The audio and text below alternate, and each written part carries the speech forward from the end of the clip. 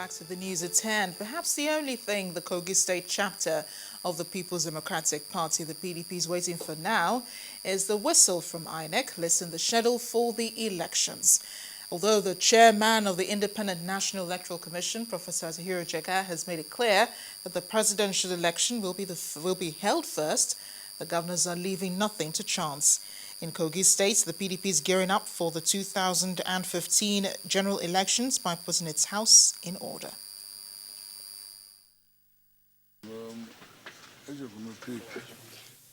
The People's Democratic Party in Kogi State may be going through some challenges, but the leaders of the party insist that the internal crisis is not enough to break it up. Many had cashed in on the disagreement amongst some of the leaders to spread false rumors against the party, the main reason being that some foundation members had defected to the opposition All Progressives Congress, the APC. After an agreement at the top, you start the conversation from bottom up. Then honesty is lacking.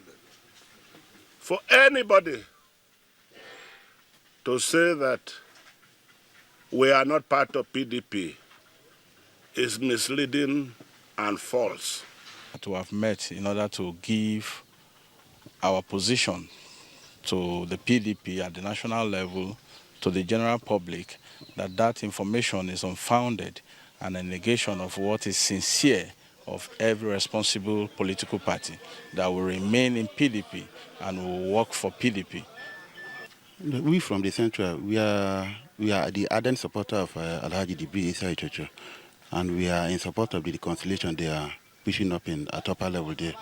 We are up to now. Our position now remains that we are still in PDP, but because we are in support of that reconciliation. Preparations are now on for the next governorship elections, and the PDP believes it will not only make a strong impact, but will also come out victorious in 2015. If you vote for PDP candidates, you are voting for yourself. If you vote for PDP candidates, you are giving yourself a chance of being a winner. It is better to be on the side of the winner. Kogi is a PDP state. And by the grace of God Almighty, it will remain a PDP state. The PDP is certainly looking forward to an exciting election process come next year, as it says that it has nothing to fear since its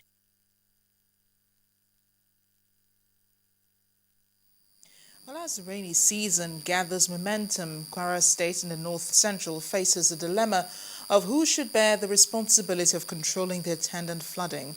About a week ago, a heavy downpour led to heavy floods in which 3 people died and property was destroyed. While the contractor handling the dredging of the main river in Ilorin, the state capital, has accused the state government of not doing enough, the government thinks otherwise. Perhaps an ominous sign of things to come in the rainy season, as floodwaters from Asa River, driven by the early rains, wreaked havoc in Ilorin, the Kwara State capital. The floodwaters may have receded, but that is clearly just a temporary reprieve. The effect of the rainstorm last week was due to overflowing of other tributaries that are entering Asa River, that the state government is yet to embark upon by maybe desilting them, particularly Aluko River, Amule River, and other ones that are joining Asa River, because the one in Ofagara that caused the death of 2 or 3 people last week. Even before the flood struck, the federal government had mobilized to dredge and channel the Asa River. The contractor handling the project accuses the state government of not being proactive enough to help prevent the disaster. The federal government has come to the rescue of the state government. The state government should complement the effort of the federal government by quickly take care of their own responsibility. And what's their responsibility? Very simple. At least talk to the town planner who gave these people permission in the first instance to build on the right of way of river. The State Commissioner for Environment, however, insists government was already working towards an effective solution to the problem. We have identified some key areas which, as a committee, we actually went into dealing with it to be able to save lives and property. Because, as you are aware, we are actually in the rainy season, and when it will rain, it will not give any notice, and we cannot quantify the volume that will fall. So we want to see that even if it rains heavily, that life and property will be saved. There are various challenges literally standing in the way of a clear and safe path for the flood waters, including buildings and dirt blocking its passage. It's a man-made problem because people build on the waterways, and we have some people planting banana trees within the waterway, and the normal 50-meter setback was not observed. It may appear the state and federal governments have been working at cross purposes, but with more rains expected, they need to harmonize strategies towards dealing with the menace of flooding early enough.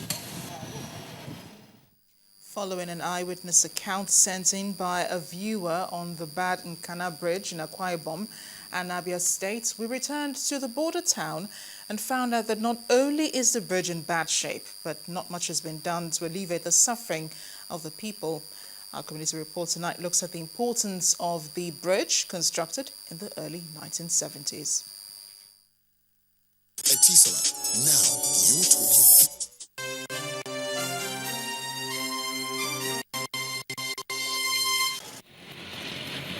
Beautiful roads, highways and bridges are now common sights in Uyo, the Akwa Ibom state capital, south Nigeria. But miles away from the beautiful scenery lies the Kana Bridge along Arochukwu Road.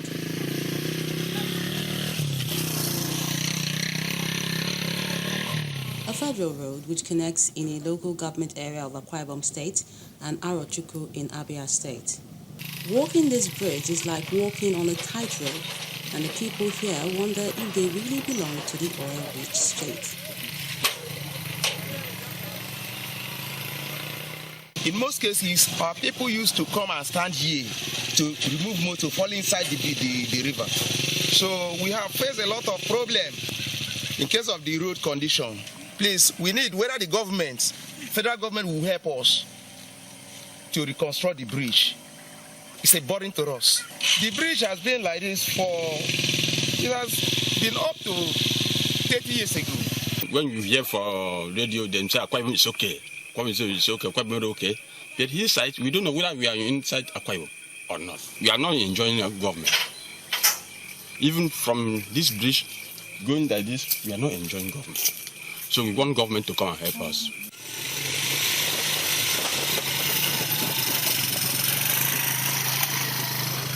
Apart from its strategic economic importance, the road has over the years promoted unity through social interaction among the people of Akwa Ibom and Abia states as they do business together at the popular Ipe market.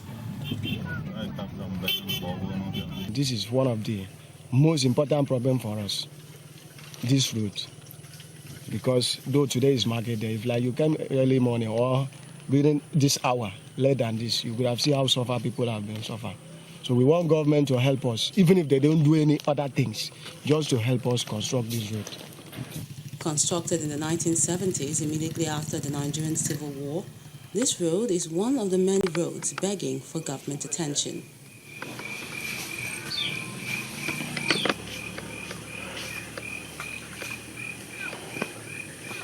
Mr. Don Etim is the State Commissioner for Works. He talks about what government is doing to improve the situation on this road.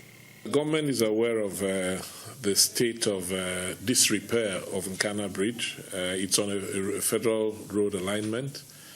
Road construction, bridge constructions is a process thing. Of course, the key determinant is not only the strategic use or need to fix such a road, but its availability of funds. It was in a program until the revenue of the state dropped by nearly 40%. But having said that, it's a federal road and the state has intervened massively in federal roads, and added a lot of value by dualizing them, providing dualized bridges, and making sure that the federal road axis in this area, is repaired, reconstructed. So there's a limit to what a state can do because of its budget on these things, and I'm sure that as the situation improves, the governor would look into this area and direct us appropriately.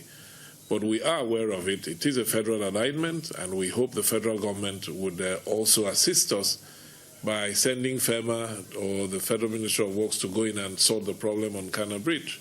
To make life meaningful for users of this bridge, something positive needs to be done, and real soon, before the rains set in.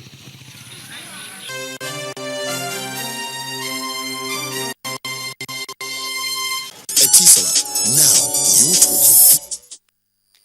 The Federal Airports Authority of Nigeria today shut down Kaduna Airport following a minor fire accident at the control tower. A statement by the Coordinating General Manager, Mr. Yakubu Dati, says the shutdown is to allow for repairs of damaged facilities following the fire incident. Although no casualty was recorded, the relevant aviation agencies are investigating the cause of the fire.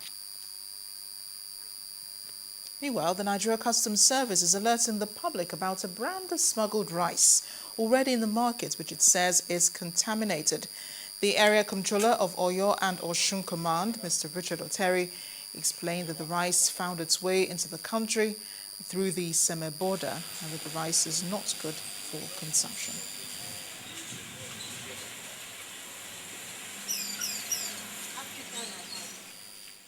And now to the arts.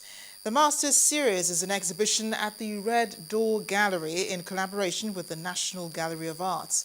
The show features original paintings and sculptural pieces done by veteran Nigerian artists. RGV Tonight takes a look at the Masters exhibition.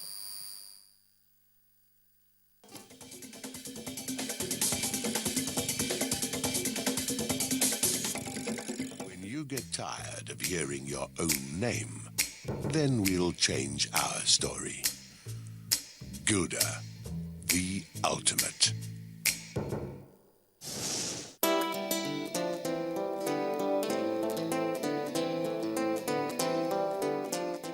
These strokes were not done by ordinary hands. The extraordinary minds who created them are being celebrated at this show. Anybody that comes here, if you're an art enthusiast, you just feel like you've been fed. It's beautiful. We see them every day, but having them today again in an exhibition makes us very proud to have these works in our collection. And I'm sure the public is going to get a thrill out of this. Some of these master artists have gone to the great beyond. A few others are still alive and kicking in their little corners, doing what they know how to do best and impacting the next generation.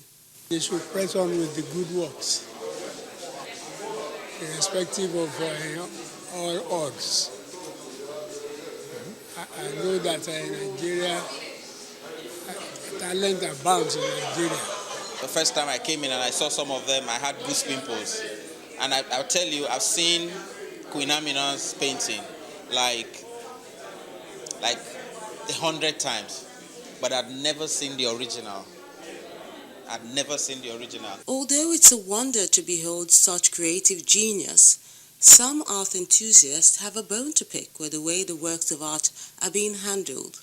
Most of them are already showing signs of age. There's a one over there. If you look at the work, you can see that the canvas is almost getting torn. And I just feel like the fact that we don't have galleries to preserve this work in Nigeria, it's a big issue. This is our heritage. We should preserve this culture. We should preserve these treasuries, and then we're allowing them to rot in National Gallery that don't have a gallery space, So I don't know what the government can do about it, finding a proper space to preserve these works, to preserve these treasuries, so that the future generations could have access to these great masterpieces. Most of the works are still locked up somewhere, damaging inside the stores. So it's a good opportunity for these works to be shown to people, and to see how our masters have actually worked, and which will eventually inspire the upcoming artists. They are as unique as the brains who created them. That's one of the reasons why the National Gallery of Art boss, Abdullahi Muku, was passionate about being part of this exhibition. He's also taken note of these concerns. We as a country, we don't have any trained restorer, and with a large concentration of artists, we need to have people who are trained to restore works from time to time, because of course work will keep flagging because of the kind of environment we face. Even in advanced world, they still have works that do go bad. So they have agreed. We are already into discussion with them. They are coming to Nigeria not only to restore some works, but to get some of our people trained in the art of restoration. Akinola Lashiko, Abayomi Baba, Bruce Onogbaipea, and Gani Uguntoku are just some of the big names that grace these walls. When you get tired of hearing your own name, then we'll change our story. Gouda, the ultimate.